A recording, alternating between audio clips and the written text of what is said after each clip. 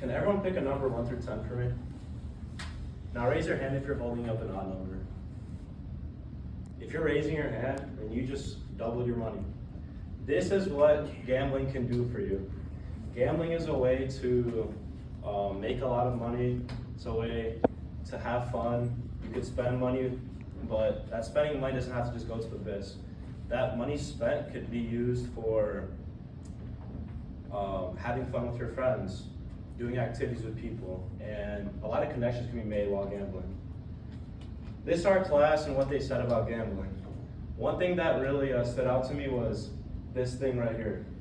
A lot of people were saying negative comments about gambling, and one of the only comments talking about winning was actually spelled wrong. This could be a sign to a lot of people that maybe gamblers aren't the smartest people, might not be the greatest opportunity, but I was also in this mindset. There was someone who persuaded me to flip my mentality, and that was this guy right here. His name is Togi. He was a broke college student approximately a year ago, and he basically got very rich, very famous from gambling and doing other degenerate things. But he does show a lot of cool ways you could do it. He actually recently did a $0 to $10 million, or $100,000 to $10 million, and it was pretty much all through gambling. And I found it pretty interesting, and it was pretty cool how he could show that you actually could make money through gambling. So today I'll talk to you about how you can gamble responsibly and strategically to either make money or just enjoy it, make it a hobby. A lot of people have financial struggle in this world. This is a picture from tracyward.com, and it shows a lot of people's lives. You know, a lot of people have to work, have to spend a lot of hours at work, and they don't end up liking it. You know, it's a very big thing in America where Americans have trouble saving money for their retirement and certain events like that. Retirement is really important, and if people can't save for it, then what are they spending their money on? That's the question that comes to my mind. And a lot of people could spend their time and money on traditional investing methods like buying houses, stocks and all that, but it could be kind of discouraging, and it might take a lot of money for a lot of people to end up doing those things. It's very common for people to get discouraged because of this, because they have lack of time and opportunity. A lot of people live paycheck to paycheck, and most businesses end up failing. So that's why for a lot of people who are even thinking about starting businesses, they might have a better chance of winning a little spin the roulette wheel and doubling up their money, which a lot of people would probably love to double up their money. Next, I'll be talking about GTO, also known as Game Theory Optimal. This is called GTO. It is a method for poker players to understand the odds of what's good and bad, to bet and to call whatever in their positions. According to Oxford Handbook of the Economics of Gambling, written by Siegel, Vaughn, and Williams on page 3, Game Theory Optimal increases success rates in gambling and could ultimately make you a lot of money. If you understand these traditional mathematics, you could make a lot of money from it. Poker is a game of skill, chance, and psychology. And that was from the Britannica study done by Gambling, written by Dan Gleim in paragraph 12.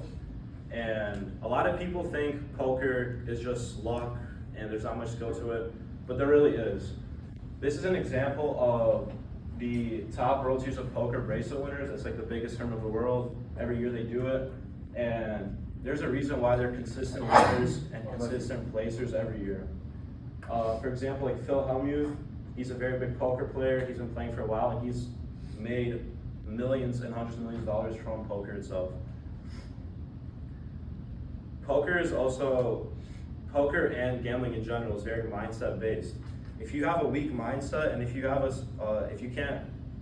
have patience in gambling, it'll never work out for you. But you also have to be emotionally controlled and have risk management. Emotional control is risk management is very important for gambling, because if you don't have those things, you could do a lot of irresponsible things with your money.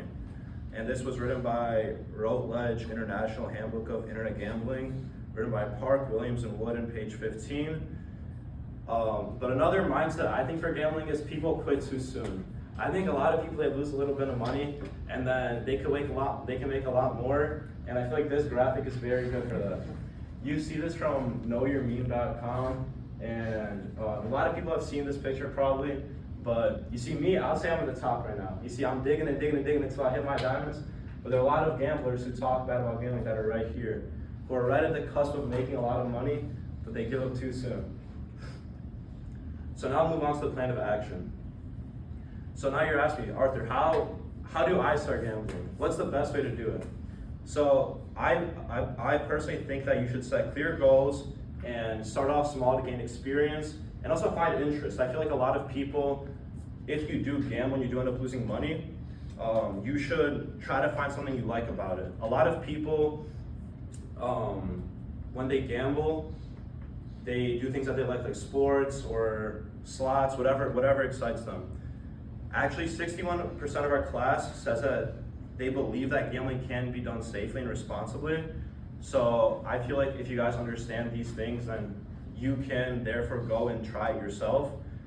And me personally, I found a lot of interest in poker, and it's actually, you're not allowed to play at casinos until you're 21 plus in Illinois. So if you are 21 plus, you can go to casino right now and play. Go to Rivers Casino, right here, Rivers Casino, riverscasino.com.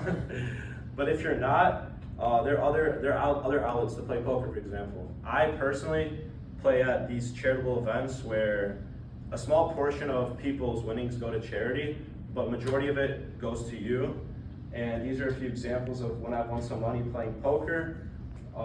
And I've actually ended up convincing some of my friends to start playing poker as well. This is my friend with some money right here. We convinced his one of our friend's dogs to play. And as you can see, it's a very fun experience for a lot of people.